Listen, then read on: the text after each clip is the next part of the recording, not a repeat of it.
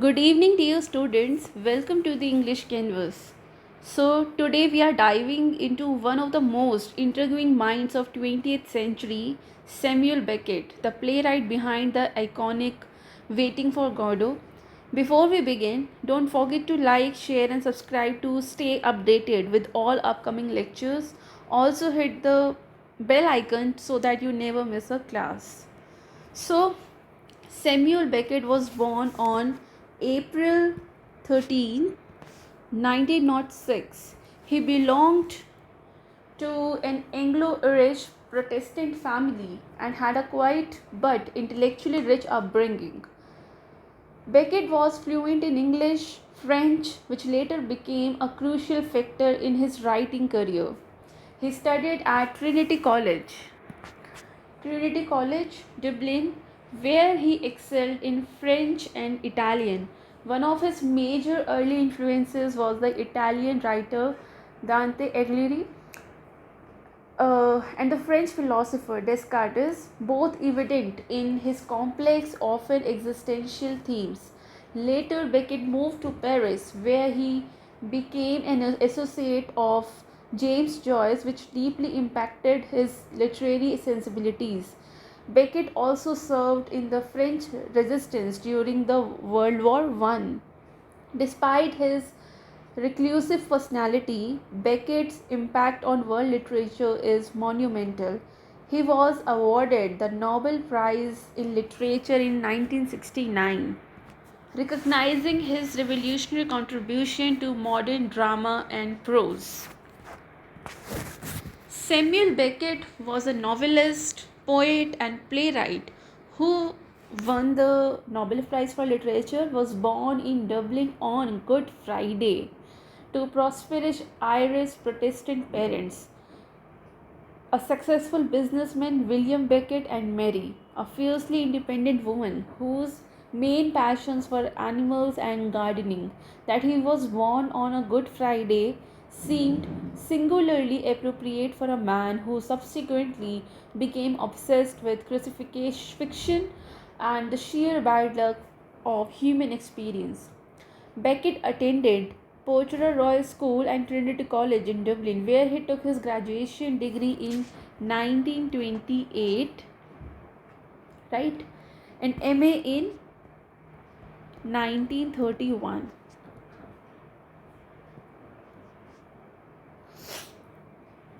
In modern European languages, he did his masters in modern European languages.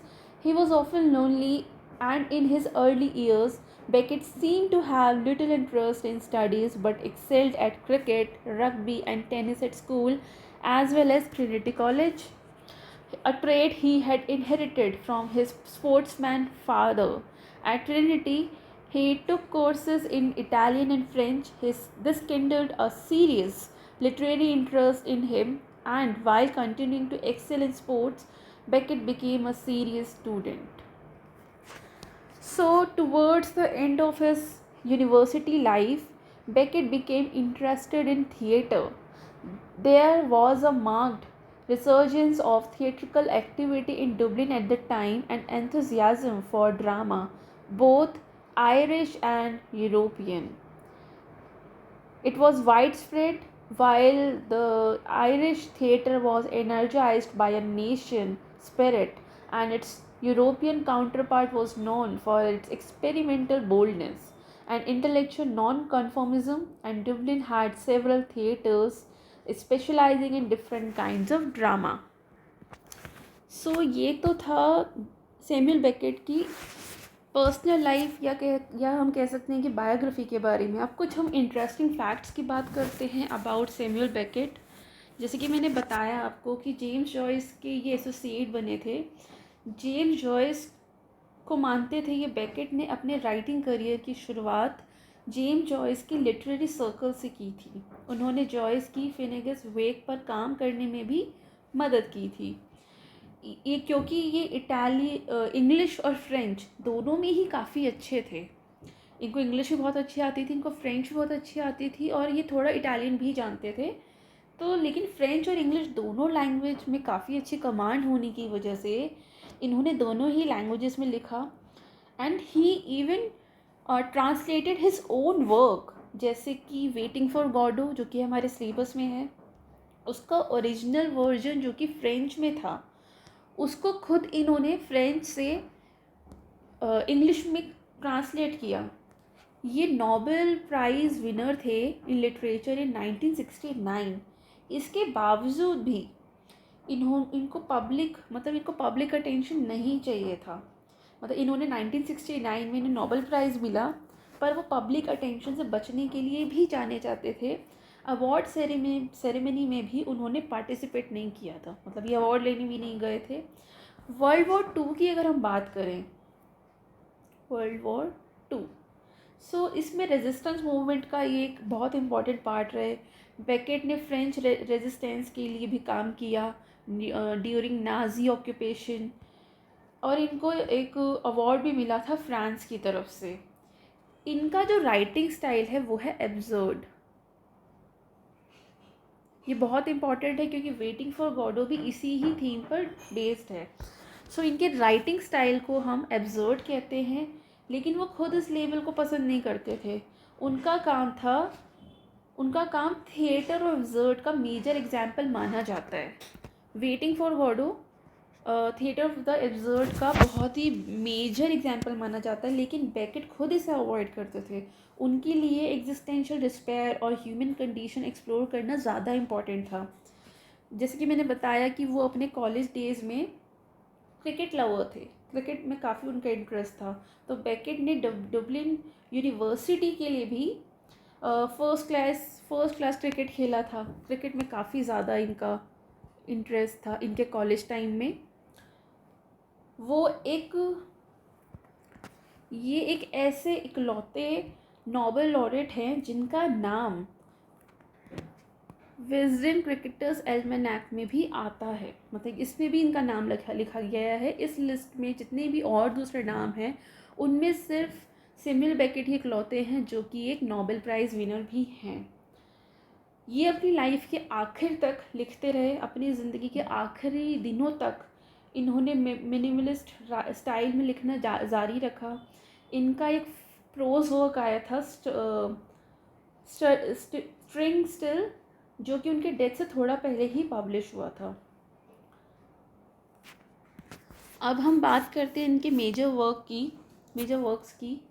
So basically इनका जो major work है ये 2 से 3 sections में डिवाइडेड है। सो ड्रामेटिक वर्क में सबसे इम्पॉर्टेंट और सबसे पहला नाम है वेटिंग फॉर गॉडो। ये हमारे सिलेबस में है। ये 1953 में पब्लिश हुआ था। It's a tragic comedy in 2 acts often seen as epitome of the theatre of the absurd. Second is Endgame, which is published in 1957. It's a bleak portrayal of life at its edge, filled with stark humor and philosophical dread. Next is Crabbed Last Tape, which is published in 1958. It's a one-man play highlighting memory, aging, and existential despair. And the fourth one is Happy Days, which was published in 1961. It features a woman buried waist deep in earth, symbolizing stagnation and emotional paralysis. इसके बाद जो इनका major work है वो है prose and novels. So prose and novels में सबसे पहला नाम है Molloy, which is published in 1951. Malone dies 1951, and The Unnameable, which was published in 1953. And all these three form a trilogy presenting the disintegration of self in language. There's one more work is there, Murphy, which is published in 1938. It's Beckett's first novel. ये Beckett की पहली novel थी। तो ये pros है basically, जिसे हम trilogy बोलते हैं, और नॉवल में ये है। ये बेसिकली सैमुअल बेकेट की पहली नॉवल थी in which the central character seeks to detach himself from the world. इसके बाद पोइट्री और एसेस की बात करते हैं। So his poetry includes collection like Echoes, Wounds and Other Precipitates, which is published in 1935, and he also wrote essays on Proust and Joyce. revealing his critical engagement with modernist aesthetics, right? अब हम बात करते हैं इनके literary style and themes की. So Beckett's style is minimalist, bleak, abstract, and philosophical dense, often revolving around themes such as. सो जो पहला theme है वो है existentialism and absurdity. So heavily influenced by Nietzsche and Albert Camus, Beckett's character often grapple with a purposeless, godless world. They engage in repetitive, meaningless actions, symbols of human existence, right? So, in this theme, Waiting for Godot is one of the finest example of theater of absurd, and it captures the incoherence, randomness and futility of life. So एक और जो theme है language as a futile, तो ये futility of life को भी represent करता है. The characters wait in this play Waiting for Godot, the characters wait endlessly for someone named Godot who never arrives.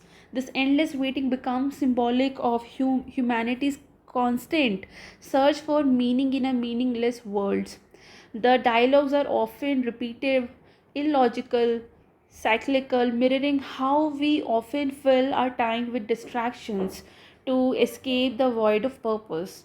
इसमें दो कैरेक्टर है, Vladimir and Estragon. They engage in seemingly pointless conversations, suggesting existence itself is absurd, yet we cling to it.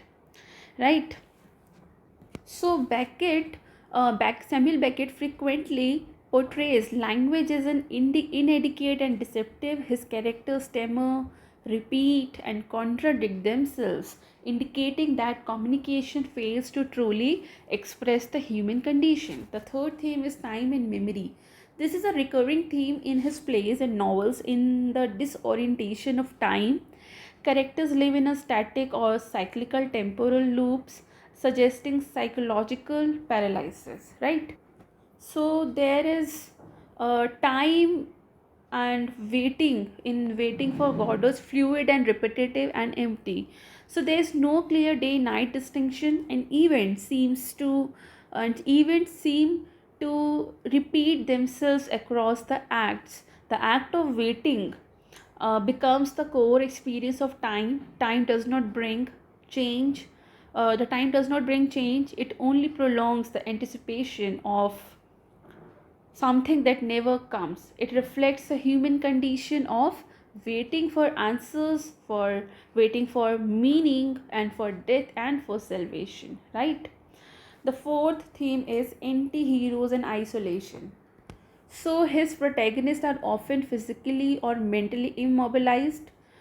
Maybe they are sometimes they are blind, they are paralyzed, they are mute or buried. So they live in isolation, removed from meaningful social interaction, right? So they are actually in a confusion of hope and despair. Though the play is filled with despair, it is paradoxically anchored in hope. Despite Godot's continual absence, Vladimir and Estragon continue to wait, and their perseverance reflects the unwillingness to give up even when all signs suggest futility. So there is a balance of the balance between hope and hopelessness is deeply existential. Beckett explores how we survive on the hope of something better, even it's never guaranteed, right? सो जो इनके जो heroes है ना वो anti heroes है. उनमें कोई कुछ भी ऐसा नहीं है जिसको हम कहें कि ये हीरो हो सकते हैं. हीरो जैसा कुछ भी नहीं है, राइट? और ये आइसोलेशन में भी हैं. आइसोलेशन में इनको काफ़ी ज़्यादा डिस्पेयर है, होपलेसनेस है. इनको खुद नहीं पता कि कब तक वेट करेंगे. तो क्या बोलते हैं, ये सैमुअल बेकेट के प्लेज में, उनके नॉवेल्स में इस तरह के कैरेक्टर्स अक्सर पाए जाते हैं.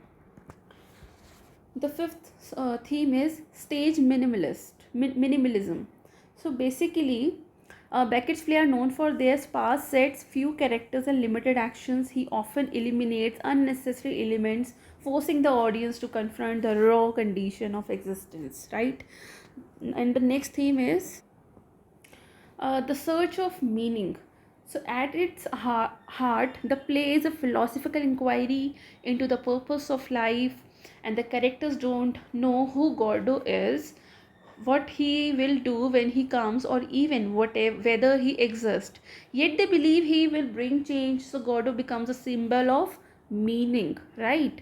And salvation and God depending on interpretation. So, this reflects existentialist ideas whom human create their own meanings in a world that offers none innately. The next theme comes from this word isolation, that is loneliness and companionship. So, despite being about two friends, the play is soaked in loneliness. Vladimir and Estragon needs each other to survive. Their bond is not affectionate, but it's essential. The companionship is a shield against the void of isolation, and they fear being alone more than the absurdity of waiting. Right? So this is all about Samuel Beckett's life. It's his major work and literary style. Now we will talk about our text Waiting for Godot, जिसको हम अपनी next class में पढ़ेंगे. Next class में हम waiting for Godot का पूरा background discuss करेंगे. उसकी क्या स्टोरी है, क्या थीम्स हैं, किस टाइम पीरियड पे वो लिखा गया, ये सब कुछ हम अपनी नेक्स्ट क्लास में डिस्कस करेंगे. So in to this session we explore the life of Samuel Beckett, a writer who redefined modern drama with his minimalist yet deeply philosophical style. We also discussed his major works and the distinctive features of his literary approach. In our next class, we will begin with his most iconic play, Waiting for Godot. Waiting for Godot, a cornerstone of absurdist theatre, we will dive deep into its character, its structure, and themes and uncover the layers of meaning hidden beneath its simple surface. So, don't forget to join me in the next lecture. And if you found this session informative, please like the video, share it with your friends and classmates, and subscribe to the channel for more literary insights. Thank you.